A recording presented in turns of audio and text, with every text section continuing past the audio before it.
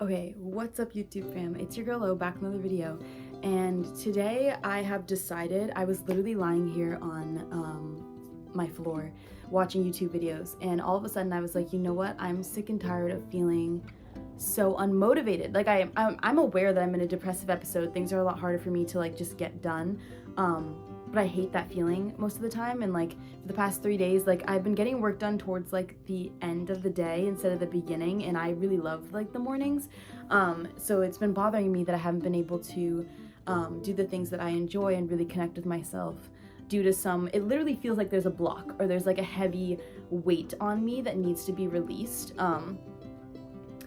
like mentally, not physically. A few weeks ago I had a physical, like I could actually feel that there was something bothering me and I was able to release that, and that felt amazing. Like it felt like, I remember when this happened, I was sitting here and venting the hell out on my notes app on my phone, and the second I ended that vent session, it felt like someone had just like come off of me and like released me of all the pain and heartache I was feeling.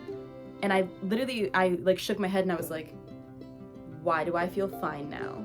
I don't know how else to explain it, but that was like the most amazing freeing feeling, and I needed that at that time, and have been doing so much better since then, and all of it is in the past, and I'm completely fine from that situation. But now there's been something going on where there's like a disconnect with my routines and habits and things that I enjoy. There's just something that's just not there, and it's bothering me, and I was like, I'm sick of it. I can't sit here anymore and just do nothing. I had the past like 2.5 days of very like slow, unmotivated, staying in my room for the longest periods of time type of days. So what I'm choosing to do, and I will show you my setup in a second, is I'm going to light my incense. I have my oils. I have a lavender oil and a tea tree oil. I have my crystals out. I have my yoga mat out. I'm sitting on a yoga mat and a blanket, because I'm going to meditate for a little bit and just sort through some things and calm the mind.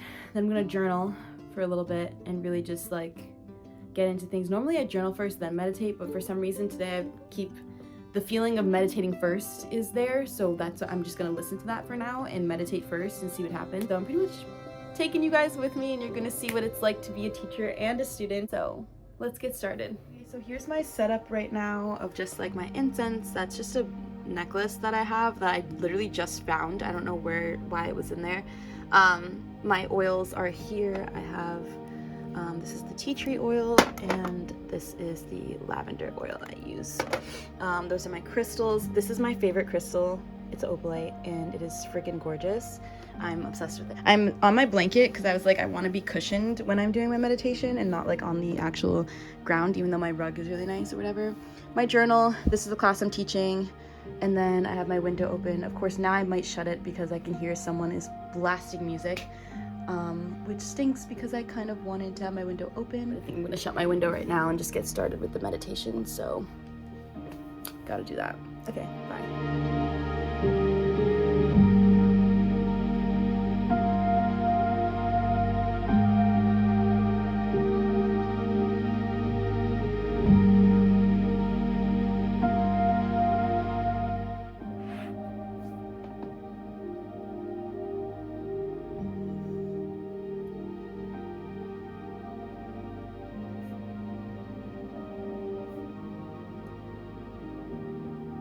Okay, y'all, and as you can see in the time lapse, I ended up switching to lying down, and that changed everything.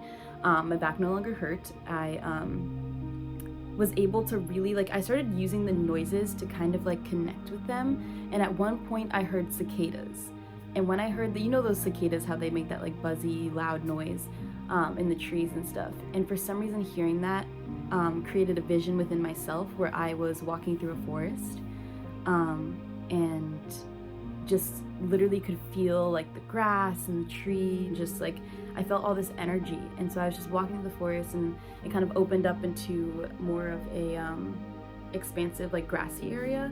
The sun was shining, it was beautiful, and I laid down in this vision, and I was also physically lying down when this happened, so that felt really good, and I was able to just like let go. I was like, you're alive, you're breathing, and that's enough.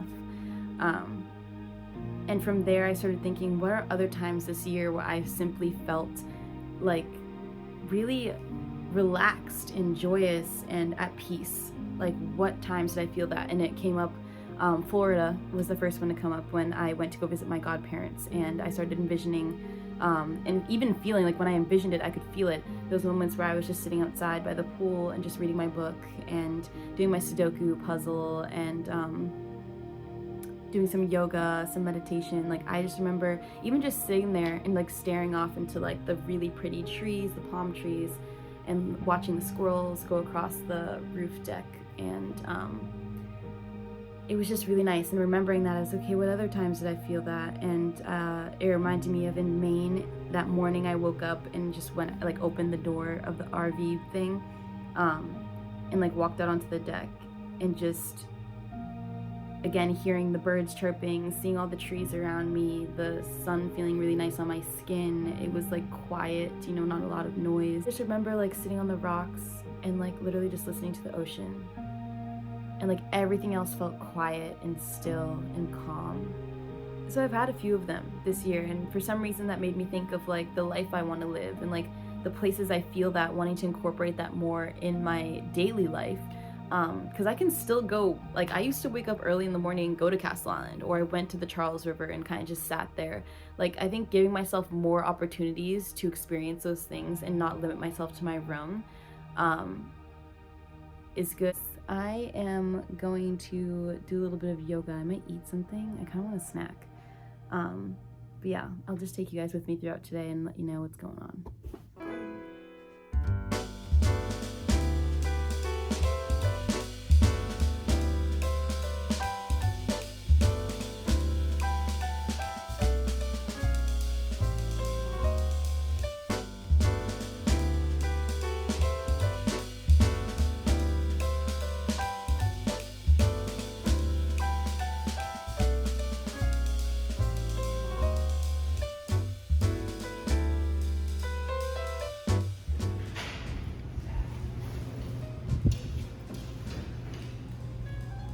Okay, hi vlog! We just took class with Delaney. It was amazing. It was very spicy today. It was very spicy.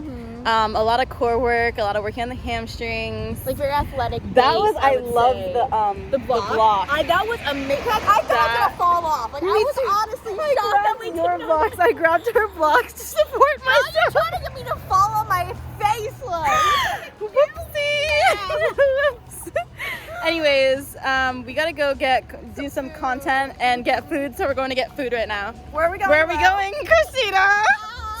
Tate! We're going to Tate. We always go to fucking Tate. Oh my god, when we were going to the lobster roll place the other day, we literally went by a Tate in the Southie. No! Yeah. Why didn't you go there for like a chocolate? Okay, let's just go. Dessert? I don't know. Anyways, okay, bye. Bye guys. Okay, I was actually kind of confused because I thought you were going to go and film.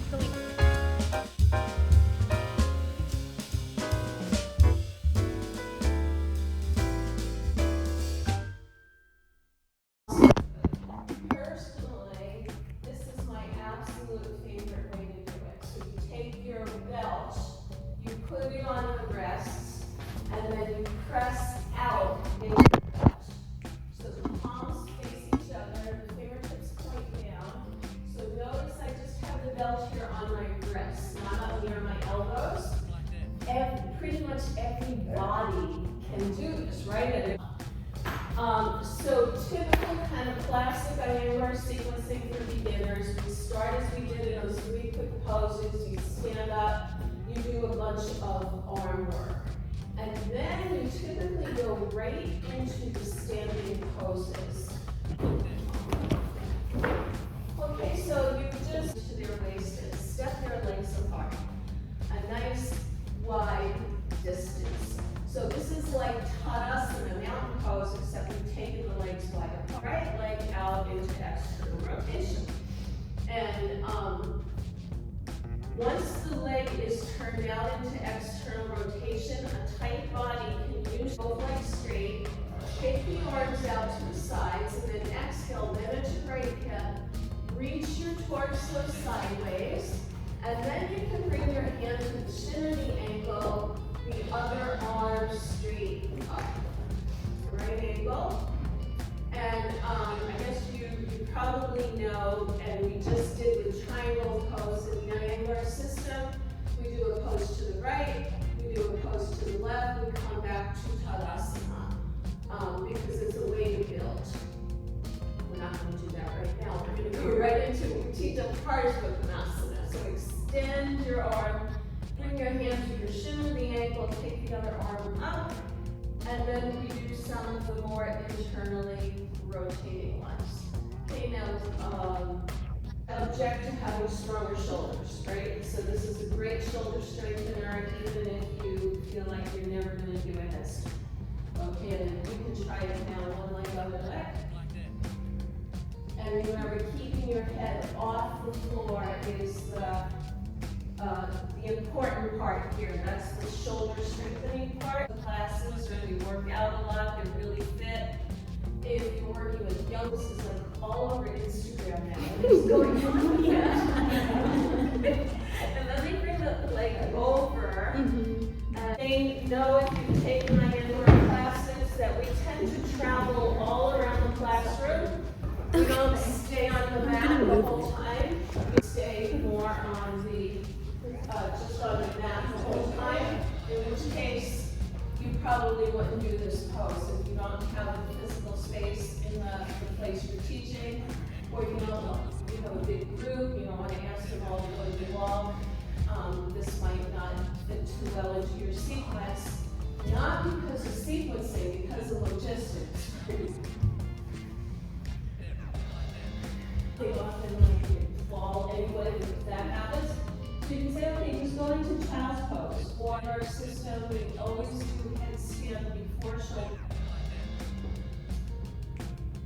Okay, be a good place to put them.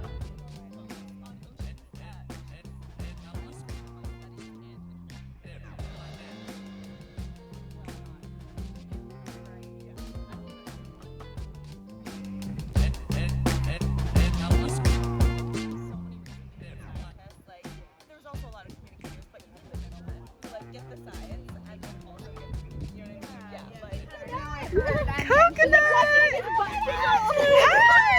Hi! You are so fluffy!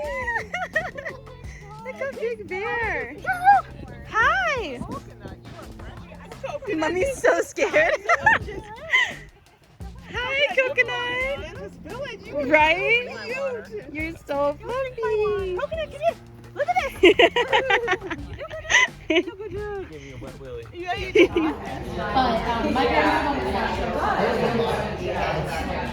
There's a lot. Cobbler? I don't know if that's proper terminology. Where are you? Wait. He's going. Oh. He's leaving us. I don't like you. Okay, bye. Bye, Mr. Turkey. So freaking tired.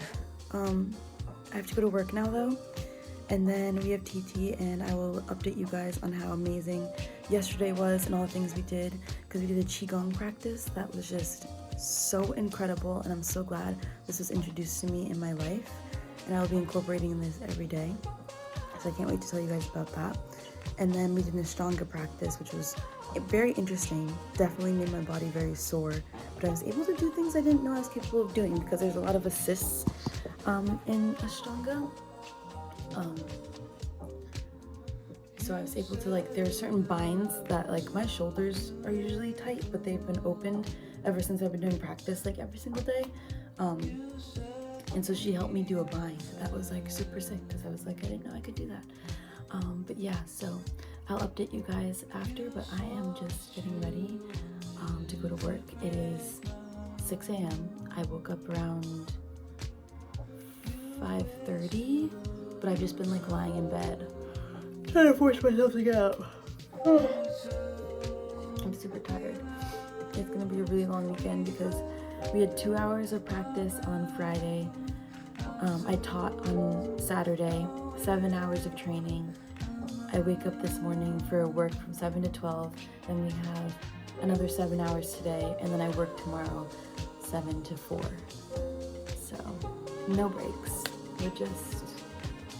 We're just rolling, but this is the life of a teacher and a student.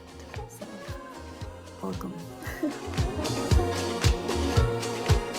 Guys, I just walked in the door. Sorry, Essie. Hi, beautiful. And Dawn brought me a plant. Isn't that so beautiful? Can you name them for them? This is some kind of ivy that I never see anywhere else, and this is the traditional houseplant, Which grows so excited. She grew these for me, and I'm so happy. This is a beautiful gift to walk into today. And when you get ready, You guys, this weekend has been incredible. Like, that's really all I have to say. Incredible. I don't know how else to describe it. I had a lot of little like mini awakenings and like transforming things and like really deep and meaningful conversations with people that I really enjoyed, and the teachers that came in really inspired me as not only a teacher but a student, and I am grateful for where I am right now in life, and the people that I have cultivated and like found comfort and love in. Like, these people are truly incredible, and so many amazing things happen. But I'm gonna keep it really brief, because if I talk to you about the entire weekend, this vlog would probably be like 10 hours long, maybe a day long. Like, I could go on forever. So I'm just gonna try to hit some key points, but just know there's so much more that happened and so much more I could talk about. But starting with Saturday, we did a Qigong practice with Daniel Orlansky, and it really opened my eyes. It was something I've been wanting to try, because I had a brief conversation with him before when he was like covering someone while I was on desk, and I was intrigued about the practice, but obviously with him being one of our teachers this weekend, he could go a lot more in depth with it. And then we also got to practice a lot of the traditional practices of Qigong, so I'm just really thankful for that, and there's definitely practices I want to incorporate in my everyday routine. So he kind of described it as a practice of moving meditation. So you're doing different movements that kind of like push around energy and like your channels and clear out your chakras that are blocked and stuff like that. So it was really nice for me, because that's something I've been wanting to work on and something I've been more intrigued and interested in. So I'm really happy that this practice came into my life, because I will be incorporating it. I actually did some this morning where I was standing and doing some clearing exercises where you go like this and then bring the hands down and you like move the energy back up. It was really beautiful. I loved it. And there were a lot of like kind of little affirmation-y type things that he would say while you're doing it. So when I go to his class, I definitely want to write them down, because like sometimes I'll take my notebook to class, or I'll just have it with me when I leave class and take little notes on whatever happened in class. But then the second thing that I really liked about him was he talked about chants. There's a certain chant that we actually did. It was very beautiful. It's called Samadara or something like that. But it's called something like that, and it's like a song, this beautiful song that's about like the moon, the sun, the heaven, and the earth. And it was a really beautiful song that we all got to sing together. And just hearing everyone's voices and like how beautiful it sounded as we connected, and like it was just amazing. I really enjoyed it. And I took a picture of the like song, because it's on like, I think it's on like Spotify and Apple Music and stuff like that. So I'm going to be adding that onto my playlist. So I will be doing that pretty much every single day. And then next we had an Ashtanga practice, which was another thing that I've known a little bit about but haven't been able to incorporate in my life. And the history of it is you do practice like every day at a certain hour. It's an Indian traditional practice in the morning, and something you do like, you know, before you start your day type of thing. But then when it came over here, and I think now just because of like where things have moved and just due to like life itself type of thing, I think that it is respected, or like, what's the word I'm looking for, or more open to the fact that like some people will only practice like maybe 3 days a week instead of like every single morning, and that's still like okay, like you didn't like fail or like not do it right or something like that just because you only practice 3 days a week. I think it's mainly just about like the consistency. Something about that practice is they do a lot of hands-on assists and a lot of binds, and my shoulders are normally really tight and like bother the shit out of me because they're just something I've never really worked on due to probably the sports that I did and like lifting and all that shit. I never really stretched out my shoulders. So that obviously shows up in yoga, but by doing yoga every day, they have loosened up. And so she helped me with a bind, and it was like so incredible that I was able to do that. Like, being able to have that moment for myself and really feel what that was like was so interesting. But yeah, Ashtanga was really cool. It definitely took more notes on like what it was about type of thing and more of the history behind it. And today we had our teacher Misaki come in, and he talked about heated and slow flow sequencing in like classes and like his journey with them, his view, his opinions, like all that sort of thing. And what I really love about Misaki is he's someone who really enjoys getting you to think and like really reflect on like what you're about to talk about or just like different topics. So what he actually had us do was, when the first activity was, he asked us, what is sequencing? How do you use it in your practice? And then how do you sequence as a teacher? And I actually found those last two very interesting, because originally when I wrote this, like before he gave us the third one, I said like literally, I wrote the words, well, for teaching, I usually, and then wrote about that. So I actually wrote from the perspective of a teacher when the question was asked, how do you practice? So I thought that was interesting. And I was reflecting on the fact that I like kind of put the two together. And didn't really see it as like a separate thing. Like it was almost like I just combined the two. He also is someone who's really good at little like tidbits of like philosophy and like poetic advice and life and wisdom. Like he's just that person who can casually just throw it out there and like have it land and really meet you. So I always just write down little things he says, because I'm like, oh my God, like that really resonated with me. I loved that. Oh, but something that I took away from this is just have an intention. So this is about like heated flow sequencing, like what I took away. So I wrote takeaway. Just have an intention and reason to do the sequence so that there's an aspect of purpose for the mental and emotional part, not just for physical purpose. There's many ways to do this, and this isn't a set way or set sequence. Because some people can get caught up in thinking that because they were taught one way, that's the only way they're allowed to stay. And then for some people, they end up getting stuck there and like not really feeling their practice as much. And so it's just opening it up to knowing that like there's all different ways you can get to your intention, but you need to have the intention. That way when someone asks you, or like when you're teaching it, there's like a purpose to what you're doing, and you're cultivating confidence in your sequence and your teaching when you have an intention behind it. And something interesting he talked about that really has to do with not just like being a yoga teacher, but just like in life in general. When people kind of when people are giving you some sort of comment out of a projection or reaction, like out of a projection from something else going on in their life, kind of like, you know, when someone just snaps at you and it's like, where the hell is this coming from? And then like in the human experience and the body and the makeup of who we are, we want to react and like meet you with that fire. Because like, you know, like it's normal for us to like, if someone says something like harsh or like kind of out of pocket or something sensitive or hurtful, we want to like fight back. But he was teaching that instead of meeting them there with that like fire, because that's not a productive conversation. Me and Christina were talking about it, and it's kind of like keeping the fire lit. Like instead of like putting the fire out or kind of accepting it for what it is, you're just like igniting it even more, which creates danger and destruction, and just in no way helpful for either of you.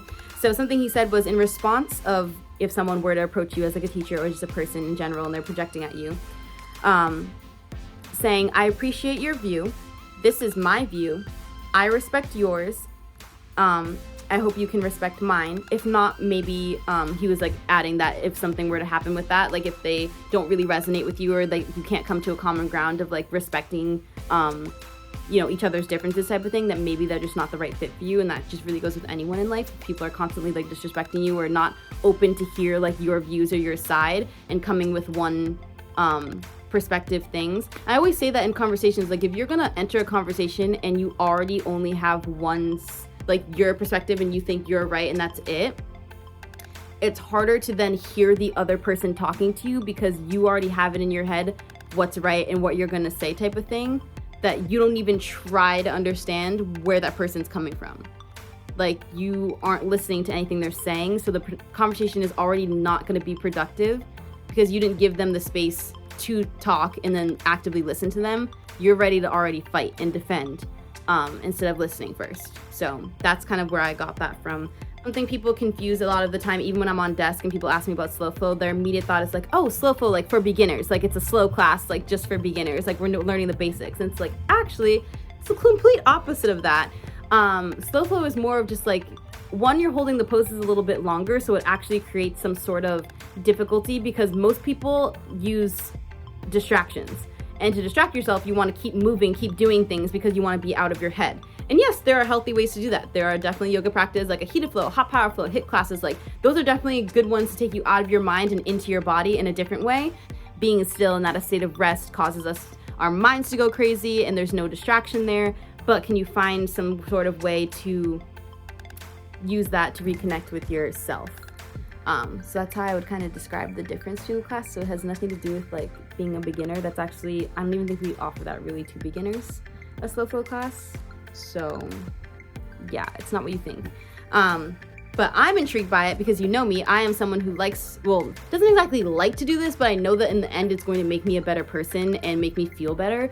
But facing my feelings and trying to understand like where they come from and why I do or say the things that I do and like how can I become a better person out of it type of thing. It's a lot of like learning and growing, and that's gonna come with a lot of painful shit. Like you're gonna have to attack shit that you have been, you know, pushing to the side and trying to get rid of and distract yourself. But a key thing is you cannot outrun your suffering. Like it doesn't matter where you move to, what you're doing, like it's going to still be there because you haven't faced it or dealt with it. It's going to come up at some point. So you got to do the hard shit and get to it and understand yourself better by attacking those feelings and emotions. It is not easy to like come to terms with or like face your feelings head on. Like sitting with your emotions and feelings is difficult as fuck. It is not all fun and games and rainbows and shit. But it's always worth it in the end. Like I am who I am now. I am the person I am now. I feel the way I feel now because I work on things. So there's like there's a benefit to it. There's a lot of benefits. Yeah, something I really enjoyed that he did was at the end he asked us a question. So first he put us into like a meditative state. We were in Shavasana. And I don't know how to describe this, but he kind of like talked through like, I don't even know, like quieting the mind and like coming to a state of rest. And I had like a really incredible experience with that. Like I kind of was meditating while it was happening. It was kind of like a guided meditation, at least for me.